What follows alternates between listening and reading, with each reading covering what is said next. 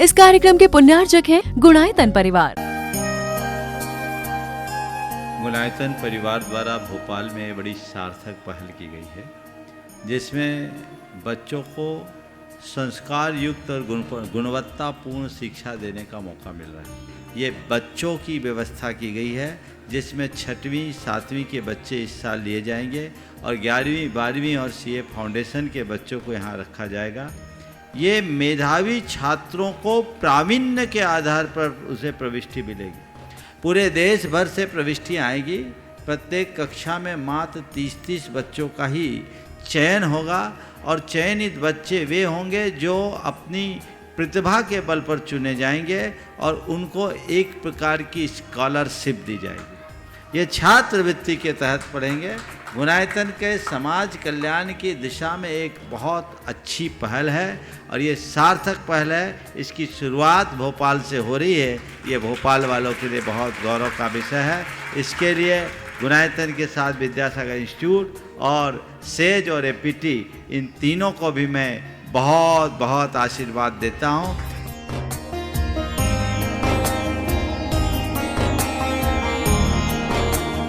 एक आदर्श और व्यवस्थित दिनचर्या का लक्ष्य प्राप्ति में बहुत बड़ा योगदान होता है।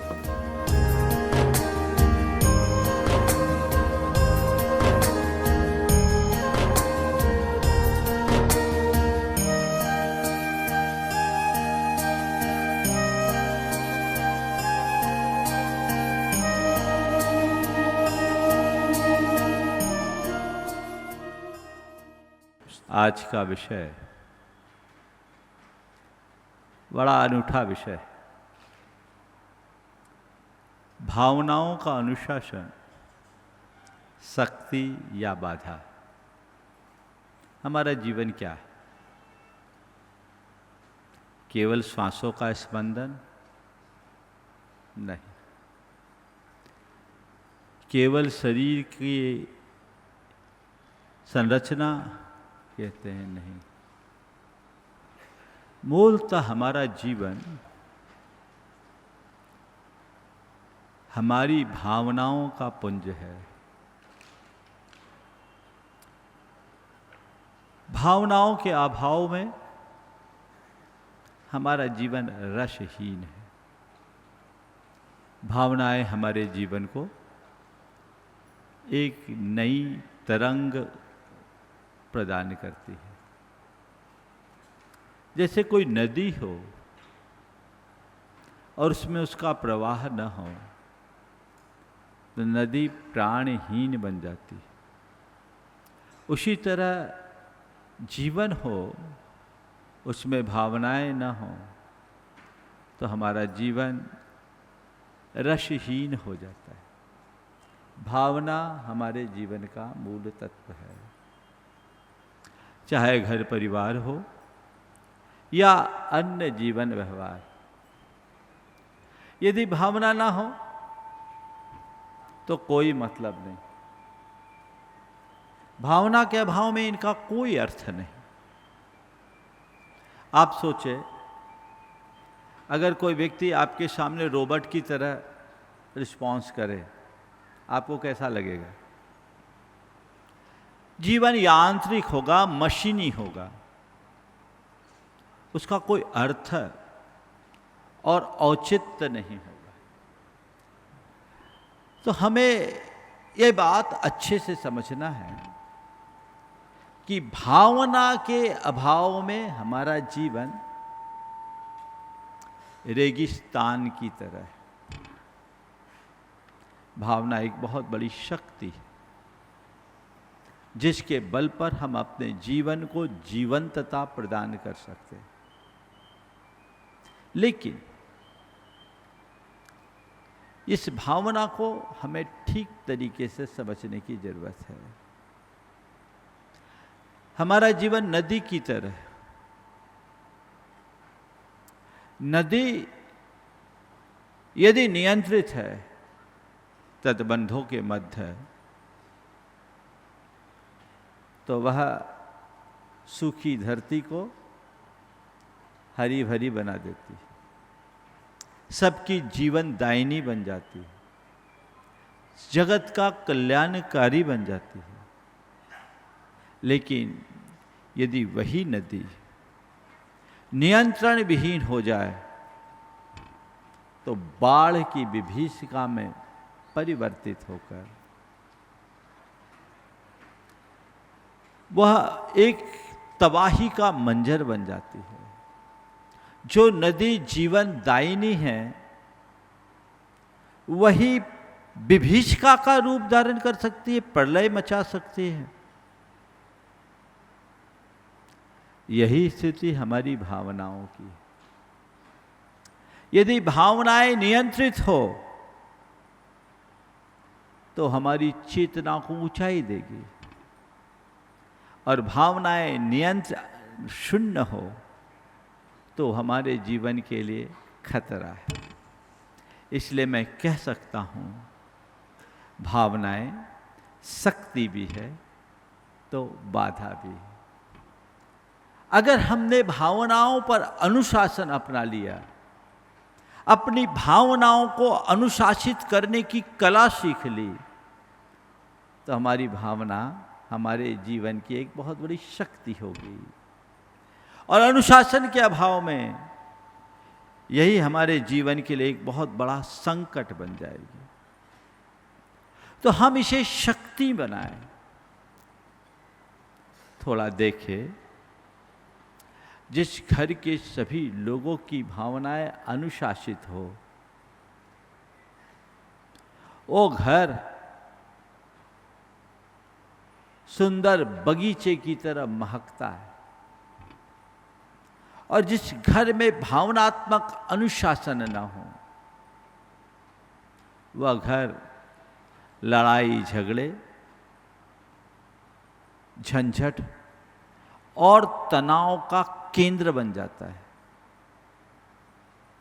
सच्चे अर्थों में देखा जाए तो घर और परिवार तभी सही परिवार माना जा सकता है जब उनके सदस्यों के मध्य भावनात्मक अनुशासन हो। उसके अभाव में घर घर नहीं, वो मकान है। वहां रहने वाले को सुख शांति और चैन नहीं, वहां तो अशांति और उद्वेग होगा। हम अपनी भावनाओं को देखें।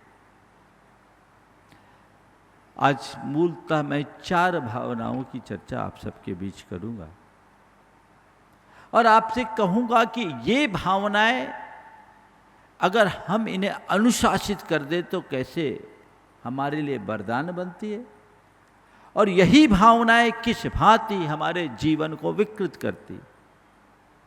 आज के प्रवचन का विषय, या प्रवचन का उद्देश्य केवल प्रवचन नहीं है, एक प्रयोग है भावनाओं के रूपांतरण का। भावना एक ऊर्जा है, एक शक्ति। यदि हमने इसे रूपांतरित करने की कला सीख ली तो ये हमारे जीवन के लिए कल्याणकारी बन जाएगी। और यदि हमने इसे रूपांतरित नहीं किया तो ये विस्फोट बन जाएगा। जैसे क्रोध को ले, क्रोध एक ऊर्जा है। आपने कभी अनुभव किया? क्रोध एक नकारात्मक भावना है और उस क्रोध के क्षण में व्यक्ति के अंदर अतिरिक्त शक्ति आती कि नहीं आती? गुस्से में आदमी भूखा भी रह लेता है, ऐसे कहो 2 घंटे का सबूर नहीं है, लेकिन गुस्से में आदमी कई दिन भूखा रह सकता है। गुस्से के आवेग में मनुष्य वह काम भी कर लेता है जो साधारण स्थिति में करने में वह अक्षम है ना? तो ये तो हमने समझ लिया कि क्रोध भी एक ऊर्जा है। लेकिन हमने क्या किया? क्रोध को परिस्थितिवश दबा दिया। अब वो क्रोध की ऊर्जा दब तो गई, नष्ट नहीं हुई। अब ये क्रोध की ऊर्जा अगर दब गई तो कभी भी वह ज्वालामुखी की तरह विस्फोटक बन सकती है। और अक्सर ऐसा होता है। कई लोग आमतौर पर शांत रहते हैं, पर अचानक कभी कभी एकदम भड़ास बनकर निकलती है वो भावना। भावना योग कहता है, क्रोध को दबाओ मत, क्रोध को समझो, स्वीकार करो और उसे धीरे से क्षमा में परिवर्तित कर दो, करुणा में परिवर्तित कर दो। अगर हमारी भावना अनुशासनहीन है तो क्रोध आएगा, और भावनाओं पर अनुशासन सीख लिया तो क्षमा हो। क्रोध भी दो रूप में है।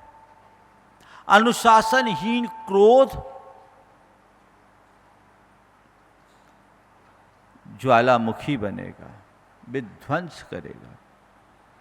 लेकिन यदि हम क्रोध पर अनुशासन सीख ले तो वही क्रोध साहस की पर्याय भी बन सकता है।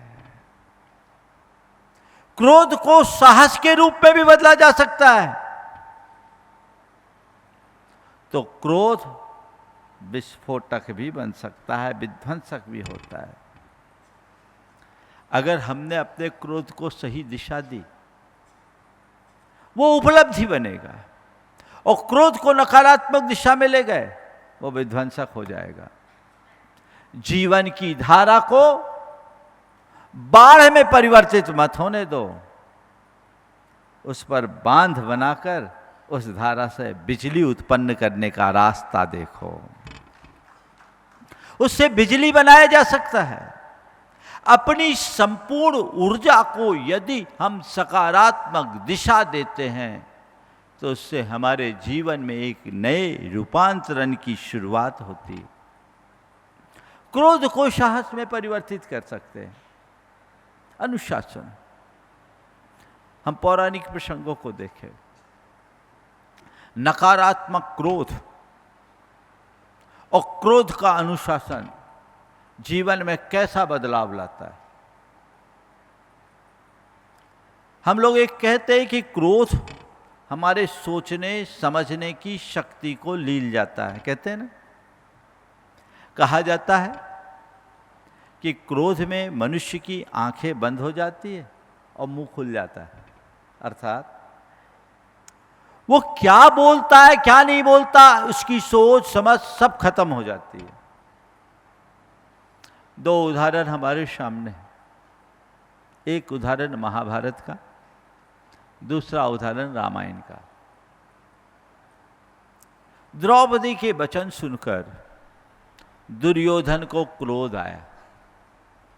अंधे को अंधे ही होते हैं, ठीक, इस शब्द था। दुर्योधन ने इन शब्दों को सुना, उस वक्त कोई प्रतिक्रिया नहीं की, पर अपने क्रोध को दबा लिया, और यही क्रोध महाभारत का कारण बना। हम सब जानते हैं उस क्रोध ने द्रौपदी का चीरहरण करवा दिया, ठीक।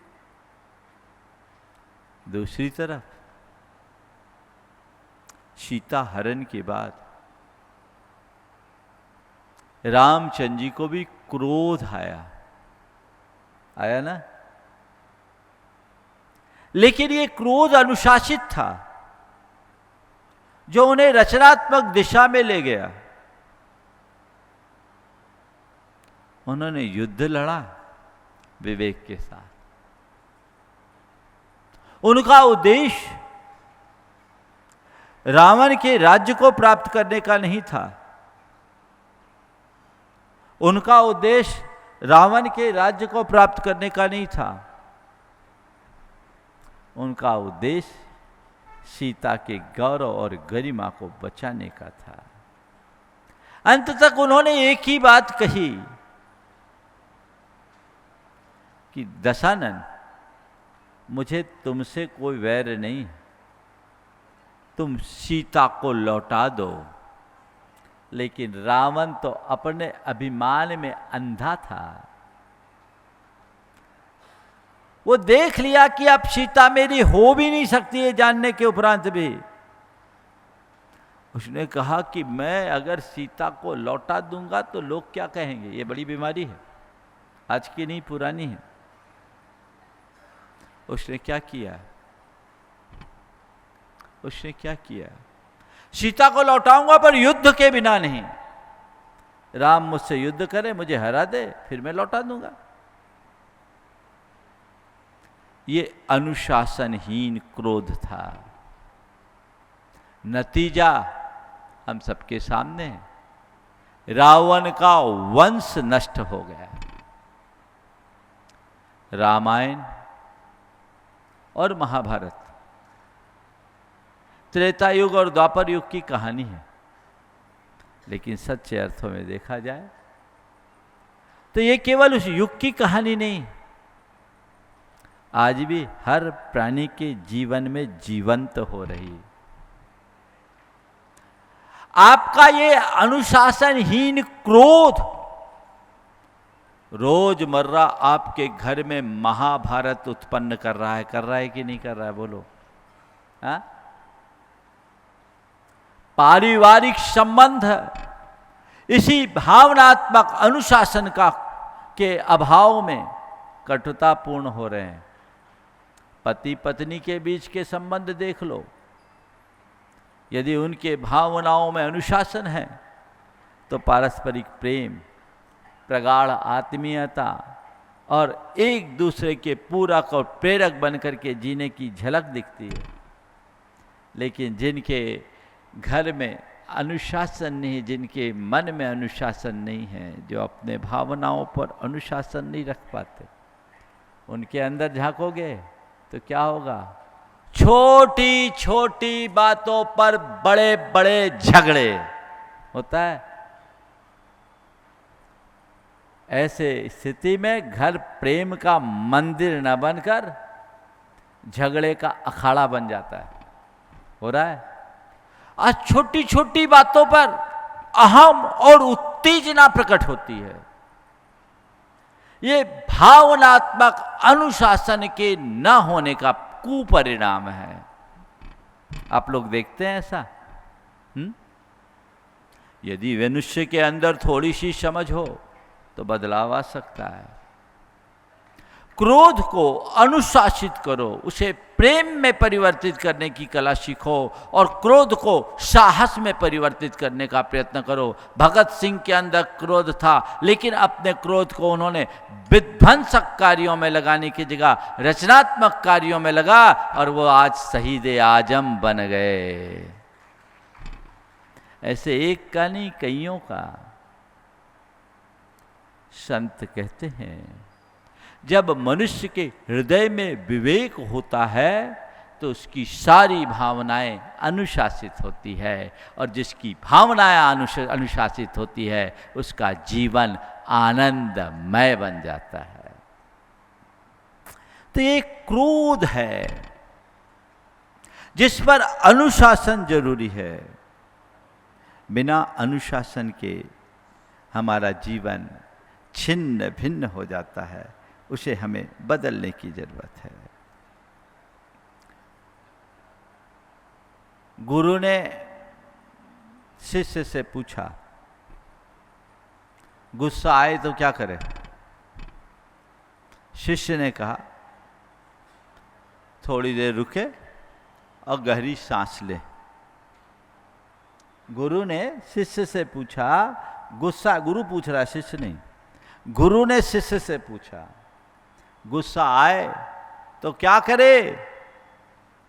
क्या थोड़ी देर गहरी सांस ले। गुरु ने पुनः पूछा, उसके बाद भी गुस्सा न रुके तो क्या करे? बोला, सामने वाले के सांस को रोक दे। क्या करे? सामने वाले के सांस को रोक दे। खैर, ये बात हंसने की नहीं है, ये बात समझने की है। यदि मनुष्य थोड़ा हास्य और विनोद का स्वभाव अपना ले ना, तो भी अपने भावनाओं पर नियंत्रण और अनुशासन रखने में समर्थ हो सकता है। जब कभी भी ऐसी स्थिति आए क्रोध की, तो हास्य और प्रमोद का रास्ता अपना लो। चीजें ठीक हो जाएगी, चीजें नियंत्रित होगी, आपके अंदर एक प्रकार का अनुशासन उत्पन्न होगा और जीवन में संतुलन घटित होगा। जब भी हो पत्नी पति पर चिल्लाई और कही तुम जरा जरा सी बात पर मुझ पर गुस्सा करते हो, जरा जरा सी बात पर मुझ पर गुस्सा करते हो, ये क्या है? पति ने मुस्कुराते हुए कहा, अच्छा है, मैं जरा जरा सी बात पर ही गुस्सा करता हूं, बड़ी बातों पर थोड़ी गुस्सा करता हूं। मैं जरा जरा सी बातों पर गुस्सा करता हूं, बड़ी बातों पर गुस्सा थोड़ी करता हूं। बात इतनी है, एक थोड़ी सी सकारात्मक दृष्टि ने पूरे भावधारा को परिवर्तित कर दिया। क्रोध को क्षमा से और साहस में परिवर्तित करने की कला हमें सीखना चाहिए। दूसरी भावना है भय की भावना। लोगों के हृदय में बहुत ज़्यादा भय होता है। कई लोग बहुत घबराते हैं, है अपनी दुर्बलता। कई लोग तो ऐसे होते हैं कि कुछ चीज़ों से इतने ज़्यादा डरते कि नाम सुनते ही कांपने लगते हैं। भय एक भावनात्मक दुर्बलता है, और जब मन भयातुर होता है तो हमारा चित्त अशांत और उद्विग्न हो जाता है। इस भावना पर अनुशासन क्या है? सतर्कता। व्यक्ति का निर्भय होना उसे स्वच्छंद बना सकता है, लेकिन व्यक्ति की सतर्कता उसे सुरक्षित रखती है। एक बार कोविड के दौर में एक व्यक्ति ने कहा, भाई सबको जो भारत सरकार की गाइडलाइन थी उसके अनुरूप सुरक्षा की व्यवस्था थी, और हमने पूरी सुरक्षा के प्रावधानों को बना रखा था। एक व्यक्ति ने मुझसे कहा कि महाराज आप डरते हो। बोले क्यों? बोले महाराज आत्मा मर नहीं सकती तो डरते क्यों? हमने कहा भाई मैं डरता बिल्कुल नहीं हूं, पर सतर्कता जरूर रखता हूं। डर और सतर्कता में अंतर है।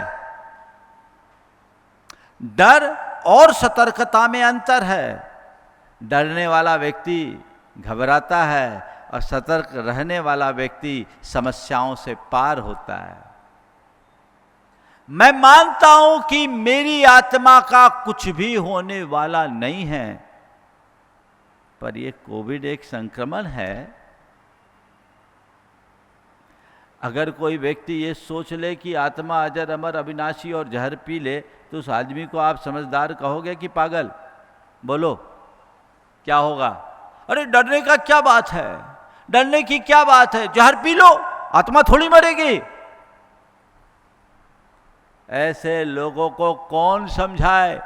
भगवान भी नहीं समझा सकते, इनको तो पागल खाना भेजने में ही समझदारी। मैंने उससे कहा कि भाई मैं डरता नहीं, पर सतर्कता जरूर अपनाता हूं, और ये सतर्कता भी अनुशासित भय का उदाहरण है। प्रिकॉशन तो रखना होगा ताकि ये संक्रमण का शिकार न हो जाऊं।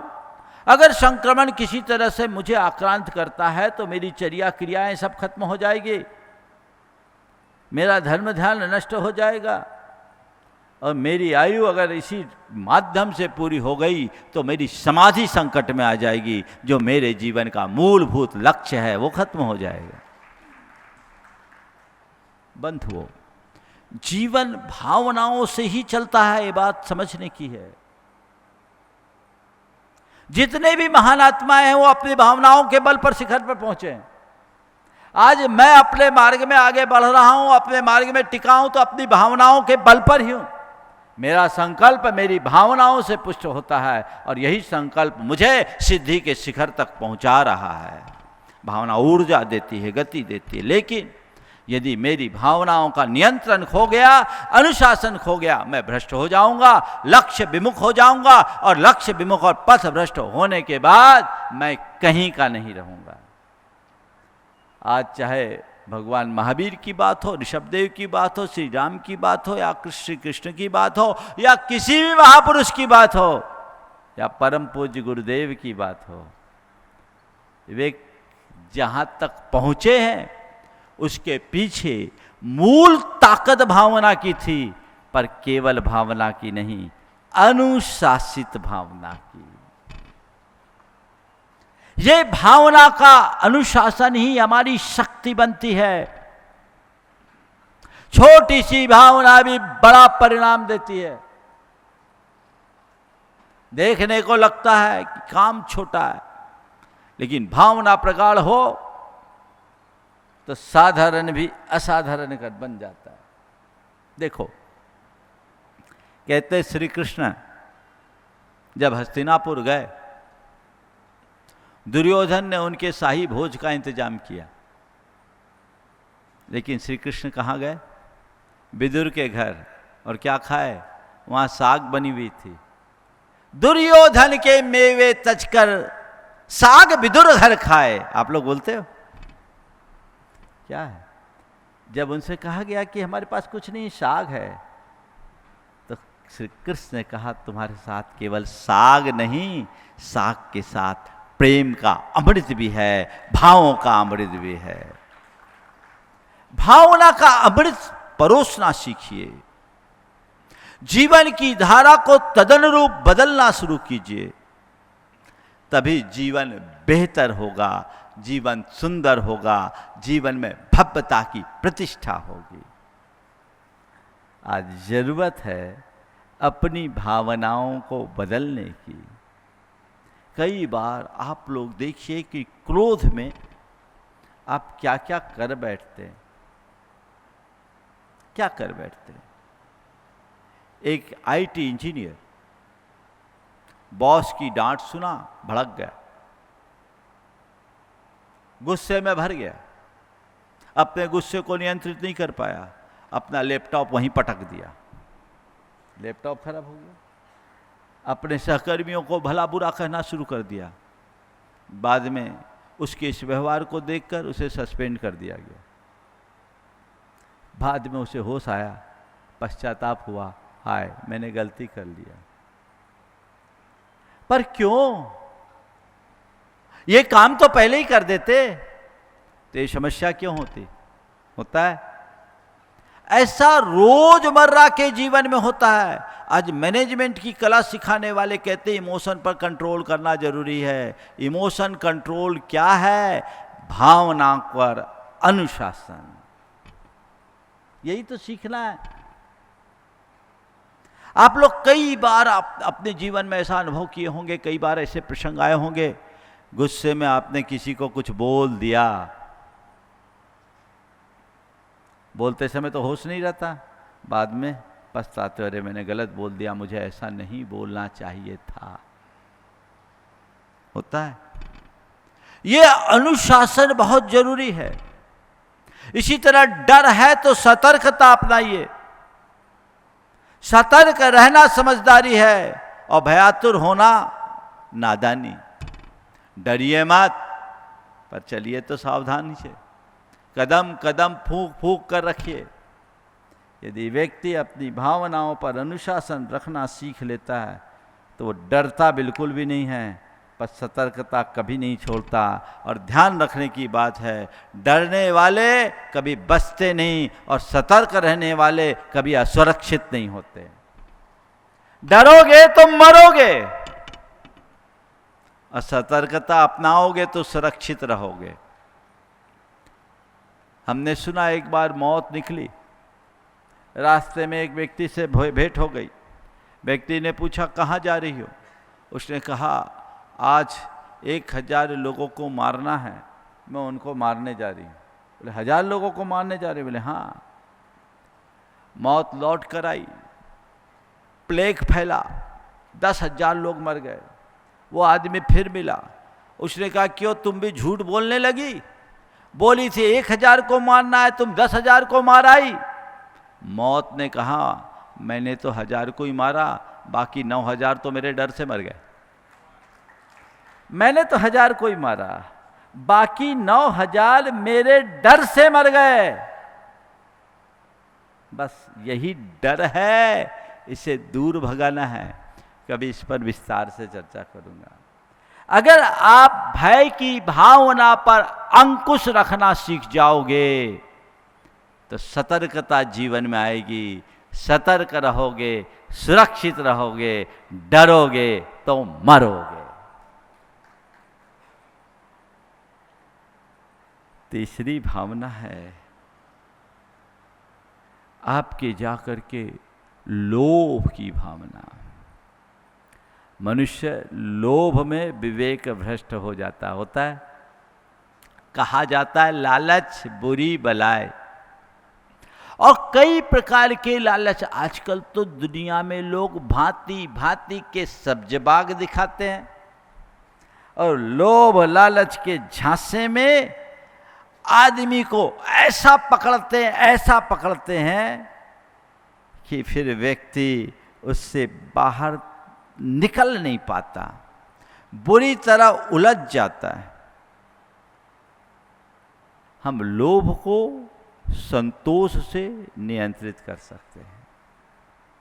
आप देखो आजकल साइबर क्राइम बहुत तेजी से बढ़ रहा है। बोलो इस साइबर क्राइम का शिकार कौन बनता है? जिसके अंदर भय होता है वो, अथवा जिसके अंदर लालच होता है वो, वही है ना। सामने वाला कुछ बोला तुम डर गए। कई तरह की बातें करते हैं। भारत सरकार ने बहुत अच्छा काम किया, एक कैंपेन चलाया, लोगों को उसके प्रति जागरूक किया, लेकिन अच्छे अच्छे पढ़े लिखे लोग भी उस चक्कर में फंस गए और लाखों लाख और करोड़ों रुपए का नुकसान लोग उठाकर बैठ गए। क्यों? भय के कारण। समझदारी से भय दूर होता है। सही समझ रखोगे भय किस बात का? अगर मैंने कुछ गलत नहीं किया तो डरूं किससे? कह दिया तो कह दिया, ठीक है, मुझे डरना नहीं है, सतर्कता रखनी है। जो गाइडलाइन आपको दी जाए आप उसको अपनाओगे तो काय का खतरा। इसी तरह लालच में फंस जाते हैं। आपके लिए ये होने जा रहा, आपके लिए वो होने जा रहा, आप ये दीजिए वो दीजिए, तमाम बातें। व्यक्ति वही उलझता है, और इस कदर उलझता है कि फिर कभी बाहर निकल नहीं पाता। संत कहते हैं सतर्क रहिए, सशंकित नहीं। क्या बोला? सतर्क रहिए, सशंकित नहीं। सशंकित एक सशंकित होना एक प्रकार की भयातुरता का द्योतक है। जिसके मन में डर होता है वो घबराते ही रहता है, कुछ हो ना जाए, कुछ हो ना जाए, कुछ हो ना जाए, कुछ हो ना जाए। और सतर्क होना अर्थात मैं सुरक्षित चलूं, सही रास्ते पर चलूं। गाड़ी चलाते वक्त 2 स्थितियां, 3 स्थिति। एक आदमी आंख मूंद करके गाड़ी चला रहा है, जो होना होगा सो होगा, उसको क्या बोलोगे आप? ऐसा आदमी गाड़ी चलाने लायक है क्या? बोलो। जो होना होगा सो होगा, आंख मूंद करके गाड़ी चला रहा है, उसके लिए क्या बोलोगे आप? समझदार बोलोगे क्या? आप लोग ऐसा कभी करते हो? बिल्कुल नहीं, करना भी मत। दूसरा आदमी गाड़ी चला रहा है, अरे भाई गाड़ी चला रहा हूँ, कहीं एक्सीडेंट ना हो जाए, कहीं एक्सीडेंट ना हो जाए, कहीं एक्सीडेंट ना हो जाए, कहीं एक्सीडेंट ना हो जाए। इस मानसिकता से गाड़ी चलाने वाले का क्या होगा? वो गाड़ी चलाते वक्त भी बड़ा उद्विग्न होगा, अंदर से परेशान होगा, और नेगेटिव वाइब्रेशन छोड़ने के कारण ना होने पर भी एक्सीडेंट हो सकता है, क्योंकि उसका मानसिक संतुलन नहीं है, अंदर से डरा हुआ है। लेकिन गाड़ी मुझे चलानी है तो कुशलता के साथ, सतर्कता के साथ, सजगता और सावधानी के साथ चलानी है। इस समझ के साथ जो गाड़ी चलाएगा वो कुशलता पूर्वक अपने गंतव्य तक पहुंच पाएगा। है ना। तो बस मैं आपसे इतना ही कहता हूँ। गुरुदेव का एक बहुत अच्छा हाइकू है, आंखें न मूंदो नहीं आंखें दिखाओ, सही क्या देखो। आंखें न मूंदो नहीं आंखें दिखाओ, सही क्या देखो। आंख मूंद कर काम कभी मत करना, आंखें दिखाने की कोशिश भी मत करना। समझ के साथ, विवेक के साथ काम करो। आवेग में बहोगे मरोगे, विवेक अपनाओगे तरोगे। गुणायतन परिवार द्वारा भोपाल में बड़ी सार्थक पहल की गई है, जिसमें बच्चों को संस्कार युक्त और गुणवत्तापूर्ण शिक्षा देने का मौका मिल रहा है। ये बच्चों की व्यवस्था की गई है, जिसमें 6वीं 7वीं के बच्चे इस साल लिए जाएंगे और 11वीं 12वीं और सीए फाउंडेशन के बच्चों को यहाँ रखा जाएगा। ये मेधावी छात्रों को प्रावीण्य के आधार पर उसे प्रविष्टि मिलेगी। पूरे देश भर से प्रविष्टियाँ आएगी। प्रत्येक कक्षा में मात्र 30-30 बच्चों का ही चयन होगा और चयनित बच्चे वे होंगे जो अपनी प्रतिभा के बल पर चुने जाएंगे और उनको एक प्रकार की स्कॉलरशिप दी जाएगी। ये छात्रवृत्ति के तहत पढ़ेंगे। गुणायतन के समाज कल्याण की दिशा में एक बहुत अच्छी पहल है और ये सार्थक पहल है। इसकी शुरुआत भोपाल से हो रही है। ये भोपाल वालों के लिए बहुत गौरव का विषय है। इसके लिए गुणायतन के साथ विद्यासागर इंस्टीट्यूट और सेज और एपीटी, इन तीनों को भी मैं बहुत बहुत आशीर्वाद देता हूँ।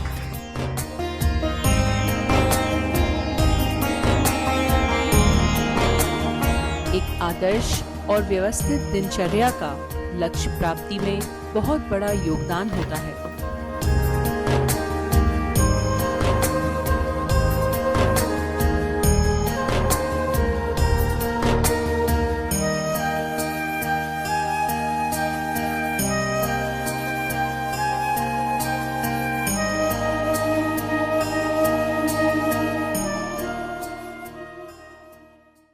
इस कार्यक्रम के पुण्यार्जक थे गुणायतन परिवार।